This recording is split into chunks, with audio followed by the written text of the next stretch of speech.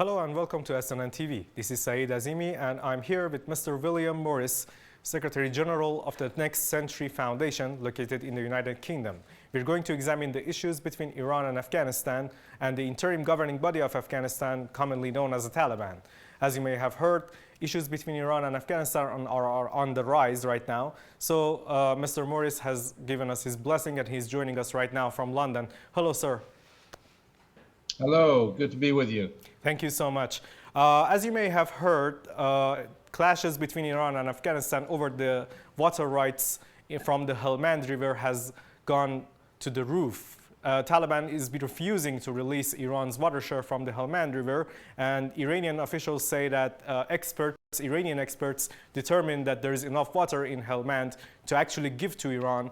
So do you think this is a deliberate action taken by the Taliban administration to sabotage Iran and Afghanistan relationship? The whole issue of water resources has become a nightmare, of course, in the Middle East. And you look at, it affects every country.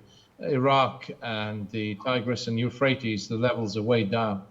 Is it a deliberate policy? It's a deliberate lack of care. What is happening in Helmand, I think, is clear. The water resources are being exploited for the cultivation of heroin poppies, and the demand for that is significant. At least that's my belief, and please do correct me if I'm wrong. And I think that we have a major problem that needs to be addressed and cannot be addressed without bringing the Islamic Republic of Afghanistan, or whatever it calls itself now, back into the international community for dialogue. I mean, it's useless if we don't talk to them, and we don't. And the problem with the Helmand River is just one of many consequences of a lack of dialogue and therefore a lack of concern on the part of the government of Afghanistan, such as it is, about normal standards of behavior. Correct. And this is not just the Helmand River. As you said, there are many issues that we need to talk with the Taliban administration. And I believe that they call themselves the Islamic Emirate. So one of the issues that is going on between Iran and Afghanistan is that Iran has time and again called for the formation of an inclusive government in Afghanistan, as many other countries have told so. But this government hasn't been formed yet. So do you think that with the formation of such government, if there is any, do you think that dialogue between Iran and other countries with the Taliban could be facilitated? Yes, I don't think there's much hope of an inclusive government. You're quite right to give them their proper name, the Islamic Emirate of Afghanistan. The idea of this government, which is controlled by 4 or 5 men who basically are Taliban, and they have not shown any inclination to have inclusive government. I don't see that they will do. They are the victors, they are the rulers, and if we wait for them to have inclusive government, we'll be waiting a long time, I suspect. Anyway, that's my belief. We have to deal with the situation as it is and discuss with this government, however inadequate the government of the Islamic Emirate of Afghanistan is.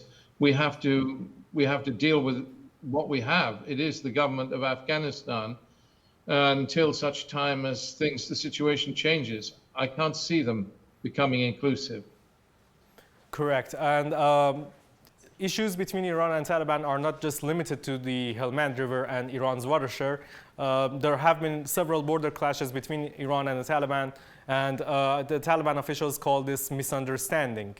Another thing that Iranian President Ebrahim Raisi just pointed out in Indonesia was that Afghan women should have the right to educate themselves and should be involved in the society and in official administration. Do you think there is any hope for the Afghanistan and for the Afghan women in particular to be involved in that? And if there is any hope, do you think that there would be better interaction between the Iranian administration and the Taliban interim governing body? Well, I would hope there will be better interaction, not just between the Iranian administration and the Taliban or the government of the Islamic Emirate of Afghanistan, but between us all. The international community needs to be talking more, both to Iran and to Afghanistan, because by not talking, misunderstandings abound. You're quite right. It is horrifying that female education is not readily available to all women, and that applies. I mean, I think now primary education is available, but beyond that, it's not certainly happening. Not secondary education, not university education, and not women's employment, which is actually disabling Afghanistan considerably. I wish there would be voices for better sanity.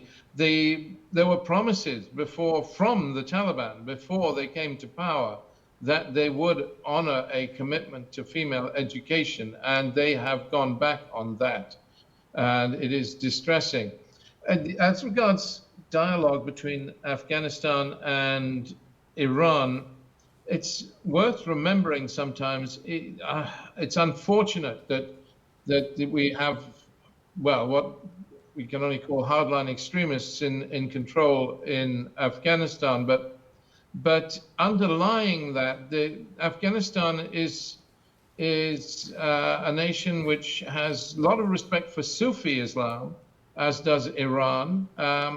There are commonalities between the two nations, and it's to be hoped that there could be better religious dialogue, as well as non-governmental dialogue, as well as government-to-government dialogue, because we need that if we're to build a better world, really. Okay, so the Deputy Chief of Staff of Iran's armed forces recently went to Afghanistan and discussed border security with Taliban's Deputy Defense Minister. Do you think there is any hope that borders between, not just Iran, borders between Afghanistan, Iran, and Pakistan would be more secure? Well, I would hope so. I mean, there are two different issues here.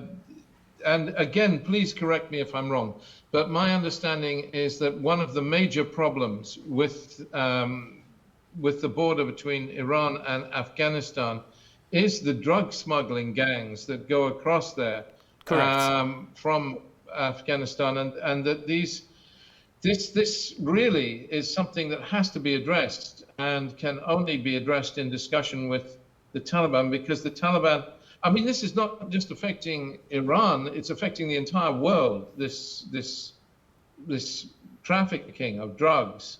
And it is very negative for the young people of the entire world. So it's an issue there. The slightly different issue with the border with Pakistan, of course, where I'm not saying there are other problems there. And I don't know, there is I would say, but I may be mistaken, there's a reasonably close relationship between the government of Pakistan, or at least between Pakistan's military and the government of Afghanistan. They have a working relationship, and they could make things better, I would hope, on that border. But I bow to you on this. This is my impression. Okay, and for my last question, there have been many summits in India, in Russia, and even in the UN to actually put an end to this so-called interim governing body of Afghanistan, and to help facilitate the formation of an inclusive government with the participation of all ethnicities and minorities. Do you think more summits are needed, more dialogue with the Taliban is needed, or do you think the Taliban is just one stubborn force that will stick with its premise? It's, in a way, both things are true. I think that to hope for, at the present time, at this moment in history, to hope for a more inclusive government in Afghanistan, and to wait for that to come about before we have discussion with them, is waiting for something that just is not going to happen. if we discuss things with them, if we talk to them, despite their shortcomings, and their shortcomings are very real, but if we talk to them, then there is the hope for the beginnings of change. I think not to talk to them is a mistake, but we have to be realistic. I don't think the government of Afghanistan is going to change in the short term. Thank you so much, sir. Thank you for joining us. William Morris from London, United Kingdom. Thank you, sir, for joining us. Hope to have more interviews with you soon. Have a good day. And you. Bless you. Goodbye. Bye. And thank you for joining us. Stay tuned with SNN TV.